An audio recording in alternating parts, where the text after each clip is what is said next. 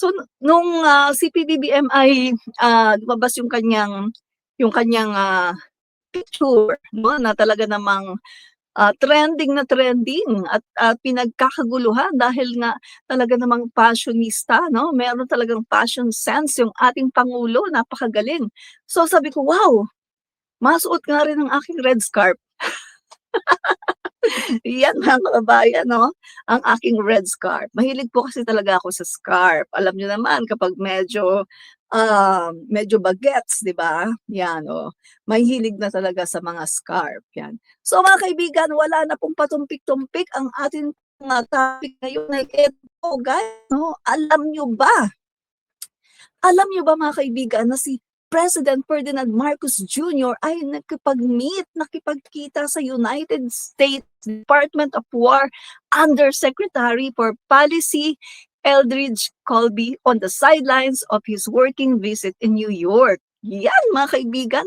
At diniscuss nila dito mga kaibigan yung mga effort to accelerate the Philippines and United States Defense Partnership. Yan po ay nangyari noong Monday, itong March 9. So mga kaibigan, ano ba ang kagandahan nito, no? Ano ba yung magiging epekto nito, no, sa ating mga Pilipino? Ano ba? So guys, no, eto, tuloy muna natin yung article. The meeting focused on strengthening deterrence in the Indo-Pacific and improving interoperability between the armed forces of the Philippines and the United States military through joint operations, such as Exercise Balikatan, which will begin next month, the PCO said. Yan. So mga kaibigan, no? So deterrence. Ano po ba yung deterrence na yan na yan? So eto mga kaibigan, yung at least, no, palakasin po yung deterrence, no, dito sa Indo-Pacific. Ibig sabihin na eto pong alam niyo naman kung sinong umaangkin, 'di ba, ng West Philippine Sea. Yung isang bansa na 'yan na talaga namang hindi sumusunod sa international law. So pag sinabi pong deterrence, kahit papaano mga kaibigan, no, palalakasin po yung para may katatakutan naman. Yung pangingilaga naman mga kaibigan, na hindi basta-basta na sasakupin na lang yung ating yung ating territory, soberanya, karagatan diyan sa West Philippine Sea at ibang bahagi pa ng ating karagatan, no? So, magiging deterrence mga kaibigan, hindi sila basta-basta na aaksyon para sakupin 'yan dahil ito po ay at least meron silang panghingilagan, katatakutan, 'di ba? Alam naman natin mga kaibigan sa mga nagdaang panahon, wala po talagang kinatatakutan ang China. Yan, banggitin na natin guys, no? China, wala talagang kinatatakutan. At in fact, mga kaibigan, no, nung mga nakaraang mga administrasyon, diyan sila nakapagtayo ng una mga kaibigan, sasabihin, oh, ay magtatayo lang muna kami dito ng parang ano lang, pahingahan lang ng mga fishermen. Oh, pahingahan lang daw, mga kaibigan. Pagkatapos yung pahingahan, biglang nagtayo ng artificial island. Pagkatapos ng artificial island, ayun na, nagtayo na ng military bases, no? Kaya naman yung aking pagkabisaya, no? Iba po yung basis sa bases.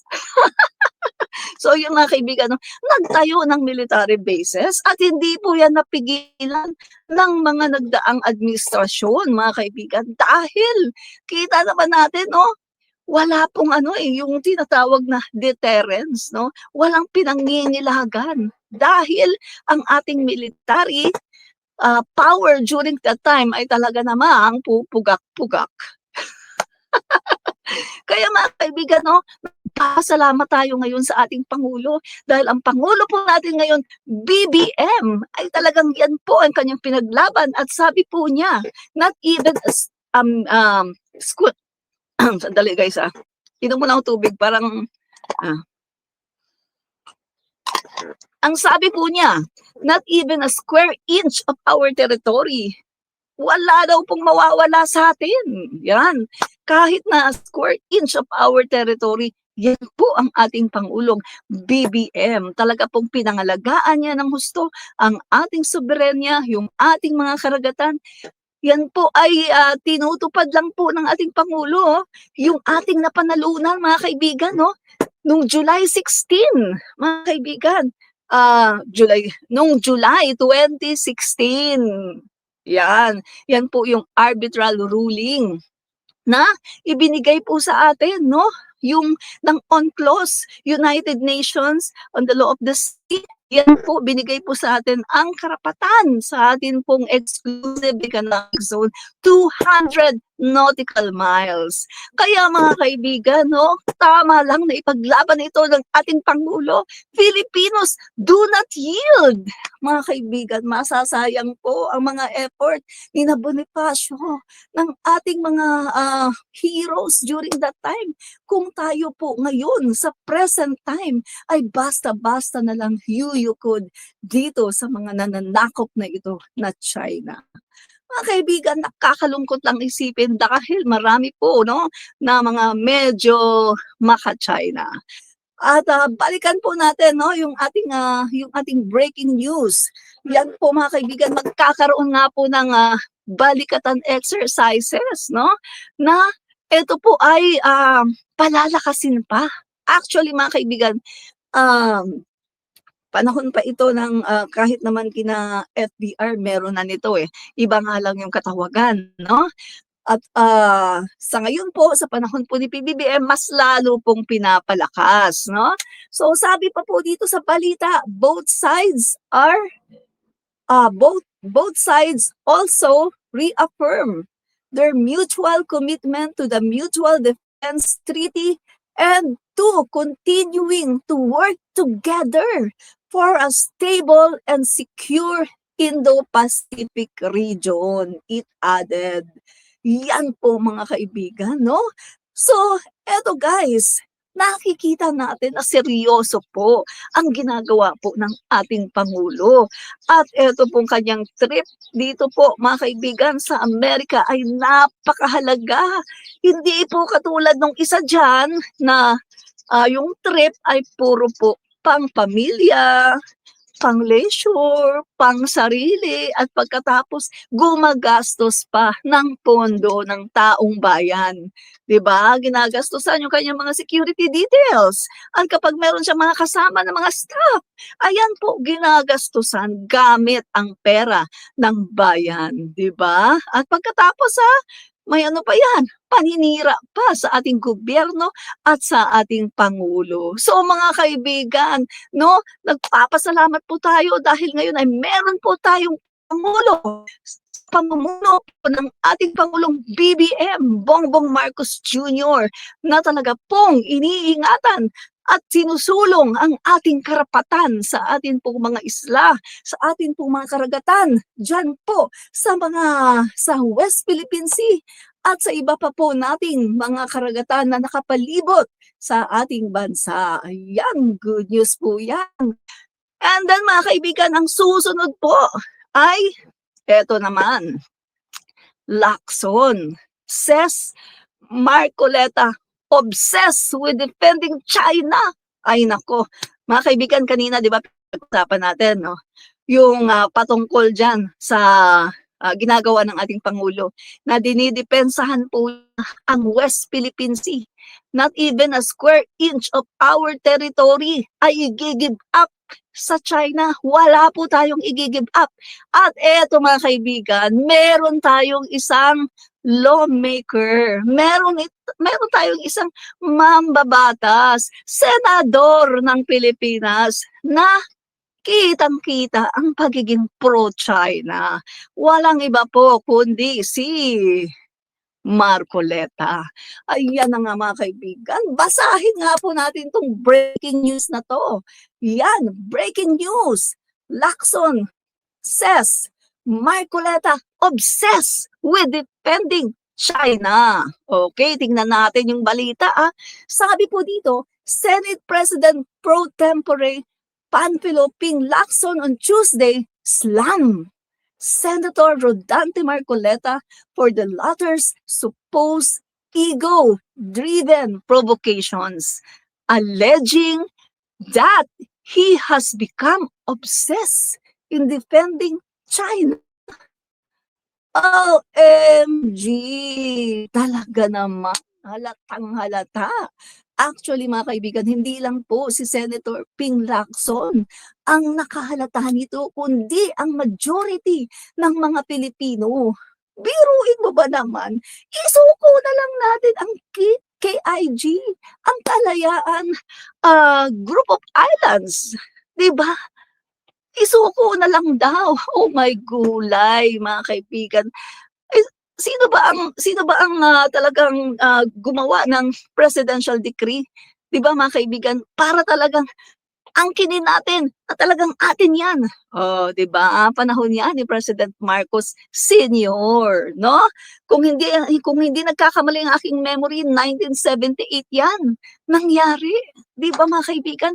Pagkatapos, after how many decades, meron tayong isang senador na basta na lang sasabihin na isuko na lang natin ang KIJ. Oh my gulay, anong klaseng senador 'yan? Dapat sana ay pumunta na lang siya sa China at doon na lang siya magsenador, 'di ba? Agree kayo diyan, mga kaibigan? 'Yan.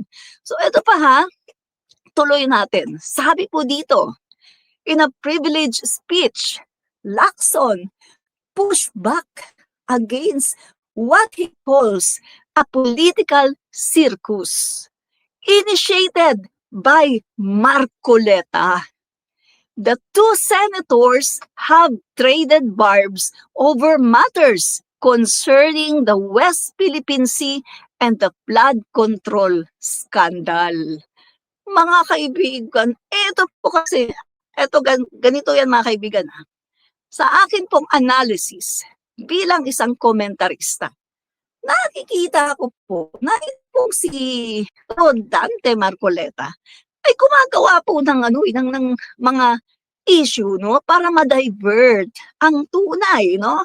Yung tunay po na issue para ma-focus po yung isip ng mga tao dito sa kanyang ginagawa na pagbabato ng kung ano-ano mga issue sa administrasyong ito, 'di ba?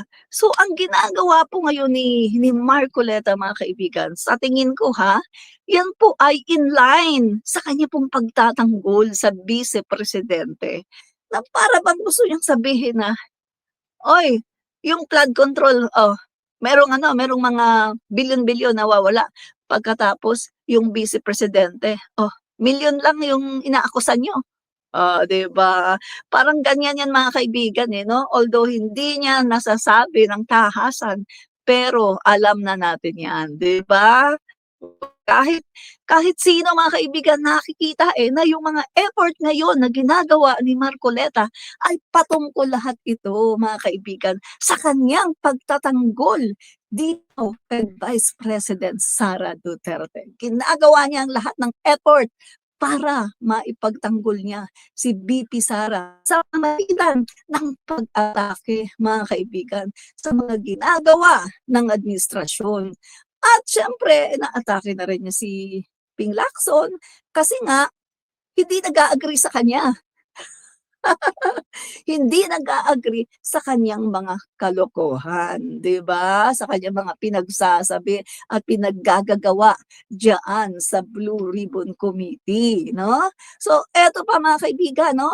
Yan nga, political circus daw ang ini-initiate ni Marcoleta. Sabi po yan ni Senator Ping Lacson.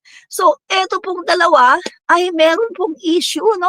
Nagkabanggaan patungkol po sa issue ng West Philippine Sea. Paano ba naman, mga kaibigan? Kanina yung sinabi ko, sinuggest nitong si Marcoleta na i-give up na lang natin ang Kalayaan Group of Islands kasi wala naman daw coordinates. Kasi daw, kapag i-give up daw natin dyan, dyan daw at mag-start na daw tayo na gumawa ng makagawa tayo ng coordinates, kumbaga, masakop na natin kung ano yung dapat nating sakupin. Kasi sabi po niya, mga kaibigan, yung KIG daw, yung Kalayaan Group of Islands daw, mga kaibigan, ay wala daw yan doon sa ating exclusive economic zone. Wala daw yan sa loob ng 200 nautical nautical miles yung economic zone natin. Pero mga kaibigan, meron kasing ano diyan, merong explanation diyan, 'di ba? Si Tomas Cloma, mga kaibigan, 'no? Yung discoverer, siya po yung nakadiscover niyan, mga kaibigan. At during the time of President Marcos, 'di ba? Ipinagbili yan sa government ng piso, 'no? Sa halagang piso. So, ibig sabihin, mga kaibigan, nakulong pa nga siya diyan, eh. But later on, pinalaya din, 'di ba, si Tomas Cloma. But mga kaibigan, eto yan, 'no? Eto po ay kasama po yan sa ating historical, no? Is historical right po natin. At kung matatandaan ko, mga kaibigan, sa 1973 Constitution, nandyan po yan, eh. Yung ating mga territories, yung mga boundaries and our historical legal rights, no, sa mga territories, nandyan po yan. Pero unfortunately, mga kaibigan, nung panahon po ni Cory Aquino, nung gumawa po ng 1987 Constitution, ay tinanggal po yung part, no, yung phrase na yon, legal historical rights. Dinilit po yan, no, doon banda sa patungkol po sa territory, sa ating soberanya, yung patungkol po sa legal historical rights, no, ng Pilipinas. Yan daw po, no, konting ano lang, no, konting segue lang tayo. Marami pong mga nagsasabi, may mga political analysts na nagsasabi na ito daw po ay dinilit. Ang reason po ng pagdidelete di umano, no, ng a certain phrase na yan sa 1987 Constitution ay para daw paboran ang Malaysian government. Kasi yung Malaysian government ang tumulong po kay Ninoy Aquino. At ang Malaysian government din po yung nagbigay po ng passport. Sila po ang nag-issue ng passport kay Ninoy Aquino. Kaya nung siya po ay namatay po sa tarmac, ang kanya pong passport ay Malaysian. So yan po yung mga sinasabi ng mga political analysts, no? Kaya daw yung certain phrase na yun ay dinilit sa ating 1987 Constitution dahil daw sa pagpabor sa Malaysia. Na ibig sabihin, totally gini-give up na ng Pilipinas yung ating historical legal rights sa Sabah, 'di ba? Mahabang usapin yan, Sabah, mga kaibigan, no? So, hindi na po natin itatakel, pero napakahaba pong usapin yan, no? So, yan po, kung titingnan po, ang Sabah po talaga ay part po talaga yan ng Pilipinas dahil yan po talaga ay iniregalo ng Sultanate of Sulu sa Sultan, no? Sa Sultanate of Sulu, niregalo po yan ng Brunei Darussalam sa Sultanate of Sulu dahil po sa pakikipaglaban po nila para po sa Brunei, no? So yan po, mga kaibigan, no? Kaya eto, mabalik po tayo dito sa ating breaking news, no? Ayan po, etong si Marcoleta, ang sabi po dito, gusto rin lamang ni Senator Marcoleta na lagi siya ang bida. Aba, tama yung sinasabi mo, Senator Ping Lacson. Talagang, ano siya, bida-bida. Gusto niya palagi siyang bida, no? Para bang siya na lang ang magaling. Parang, it's all about him.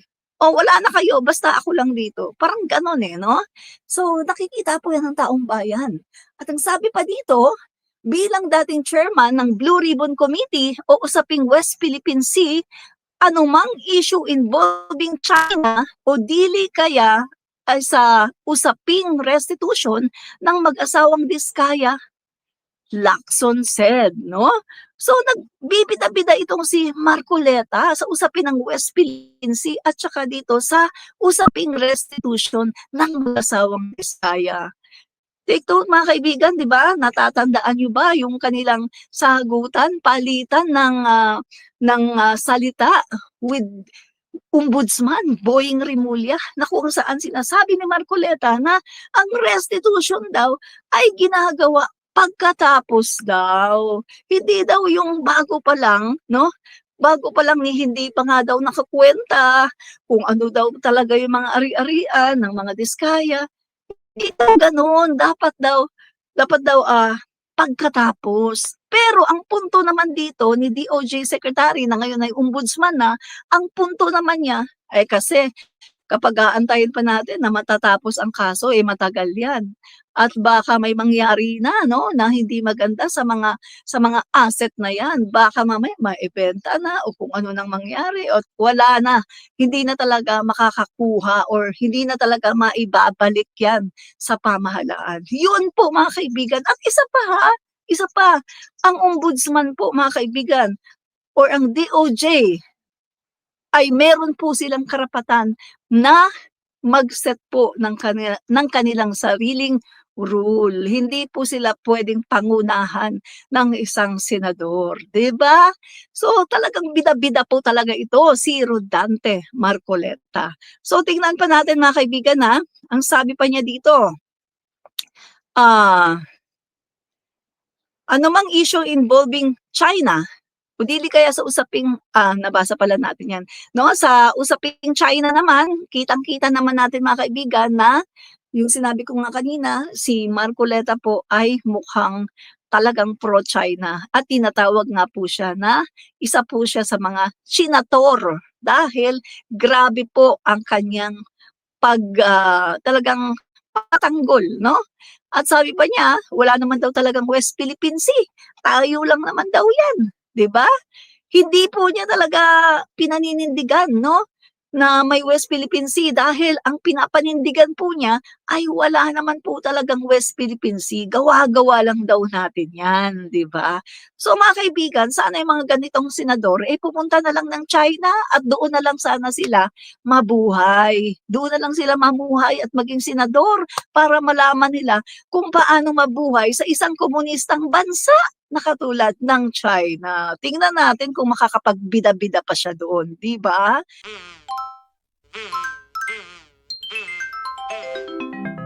Kakulango.